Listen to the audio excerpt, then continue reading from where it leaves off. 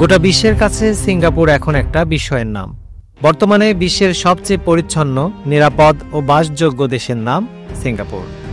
মাত্র 50 বছরের ব্যবধানে দেশটির অর্থনীতি, শিক্ষা, চিকিৎসা, ব্যবসা বাণিজ্য ও যোগাযোগ ব্যবস্থায় ঘটেছে আমূল পরিবর্তন। বাংলাদেশের চেয়েও দুর্বল অর্থনীতি নিয়ে যাত্রা শুরু করা সিঙ্গাপুর কিভাবে এত এগিয়ে গেল? দুর্নীতিতে জিরো টলারেন্স নাকি যোগ্য নেতৃত্ব, কোনটি ভূমিকা রেখেছে উন্নয়নের এ যাত্রায়? জানব পুরোটা। প্রাচীন গ্রিক সভ্যতায় উল্লেখ থাকা আধুনিক নগর রাষ্ট্রের জ্বলন্ত এক উদাহরণ সিঙ্গাপুর। অর্থনীতির বিভিন্ন সূচকে দেশটি বহু আগেই বিশ্বের প্রায় সব উন্নত দেশকে অতিক্রম করেছে।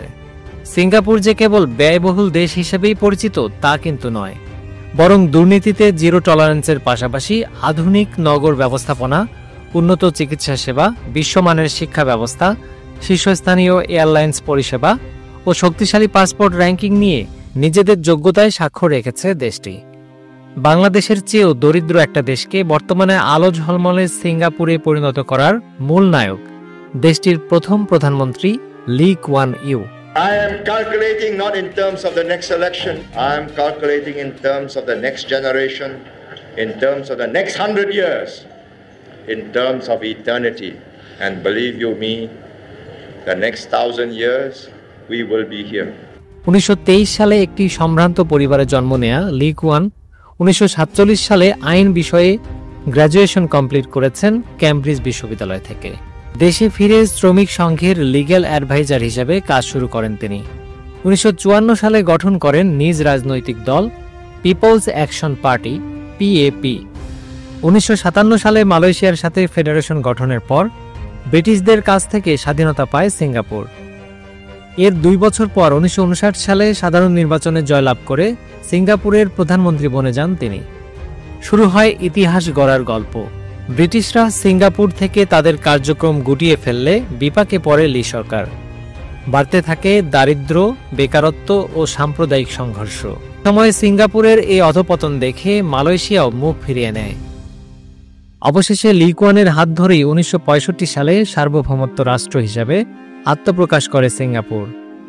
1992 সাল পর্যন্ত একটানা 3 দশকেরও বেশি সময় ধরে প্রধানমন্ত্রীর দায়িত্ব পালন করেন এ মহাপুরুষ, যার দক্ষ ও কঠোর নেতৃত্বে বাংলাদেশের চেয়েও হতদরিদ্র ও বিশৃঙ্খল একটি দেশ অল্প সময়ের মধ্যেই ঘুরে দাঁড়াতে সক্ষম হয়। ভঙ্গুর সিঙ্গাপুরের দায়িত্ব নেয়ার পর লি বুঝতে পারেন একটি দেশের সার্বভৌমত্ব রক্ষায় প্রয়োজন শক্তিশালী অর্থনীতি। সেজন্য রপ্তানিমুখী পোশাক খাতকে প্রাধান্য দিয়ে আর্থিকভাবে অসচ্ছল ও অনগ্রসরদের অগ্রাধিকার দেন তিনি। মন্ত্রী, আমলা ও সরকারি চাকরিজীবীদের সাথে পৃথক বৈঠক করে তাদের বেতন বাড়িয়ে দেন তিনি। শর্ত একটাই, কোনো দুর্নীতি করা যাবে না। ফলাফল পাওয়া গেল বছর না ঘুরতেই। দুর্নীতি শব্দটি হারিয়ে গেল সিঙ্গাপুরের সরকারি ব্যবস্থাপনা থেকে। কৌশলগত অবস্থান ও উৎকৃষ্ট মানের বন্দর ব্যবস্থাপনা আন্তর্জাতিক বাণিজ্যে সিঙ্গাপুরকে একটি গুরুত্বপূর্ণ অংশীদার হিসেবে প্রতিষ্ঠিত করেছে।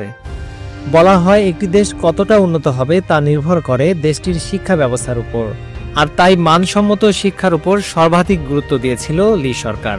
ফলস্বরূপ ছোট্ট এই দেশটির 2টি বিশ্ববিদ্যালয় বিশ্বের টপ 100 বিশ্ববিদ্যালয়ের তালিকায় স্থান করে নিয়েছে। উন্নত শিক্ষা ব্যবস্থা নিশ্চিতের পাশাপাশি লি সরকার জোর দিয়েছিল চিকিৎসা সেবার উন্নয়নে, আর সেজন্য বিশ্বমানের সকল চিকিৎসা সেবা এখন পাওয়া যায় সিঙ্গাপুরে। বাংলাদেশ থেকেও প্রতি বছর বহু সামর্থ্যবান ব্যক্তি সিঙ্গাপুরে গিয়ে চিকিৎসা সেবা নিয়ে থাকেন। যুক্তরাজ্য ভিত্তিক স্কাই ট্রাক্স ওয়েবসাইটের তথ্য মতে বিশ্বের দ্বিতীয় শীর্ষস্থানীয় এয়ারলাইন্স হিসেবে সিঙ্গাপুর এয়ারলাইন্স নিজেদের নাম লিখিয়েছে। 2024 সালের জুন মাসের হিসেব অনুযায়ী দেশটির বৈদেশিক মুদ্রার রিজার্ভ $347 বিলিয়ন এবং মুদ্রাস্ফীতির হার 2023 সালের জুনের হিসেব অনুযায়ী 5.5%। জিডিপির হার 2.1%। গত বছর সিঙ্গাপুরের রপ্তানি ও আমদানির পরিমাণ ছিল $1.37 ট্রিলিয়ন। স্বল্প জনসংখ্যার এবং ক্ষুদ্র আয়তনের দেশ হওয়া সত্ত্বেও বর্তমানে সিঙ্গাপুর বিশ্বের 32তম শীর্ষস্থানীয় অর্থনীতির দেশ হিসেবে আত্মপ্রকাশ করেছে। Express news desk.